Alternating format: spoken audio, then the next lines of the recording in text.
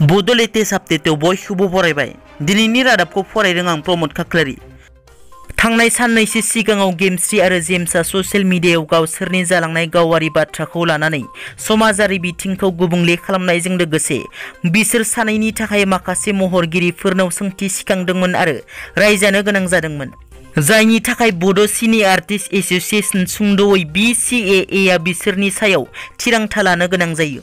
दिनै डिमाकुसि रायन' इक' रिजर्टआव बिसाया सावरायनायनि गेजेरजों गेमस्रि आरो जेम्स सानैखौबो बिसानिफ्राय थिखानाय गैयै समसिम बर' सावथुन मुलुगनिफ्राय एरख'नाय जायो। बिथांमोना सानैबो बिसाजों जेबो सोमोन्दो थानो मोननाय नंला आरो बिसानिफ्राय डाइरेक्ट जेबो उथिकार होनाय जानाय नङा। लोगोसे सोरबा जुदि बिथांमोनखौ लानानै सावथुन बानायोब्ला जोंनिफ्राय बिसायाव थानाय महरगिरिफोरा बिथांमोनखौ हेफाजाब होयोब्ला बेयावबो जोङो बिसानिफ्राय थागिदा लानाय जागोन होनना बिसाया मिथिहोयो।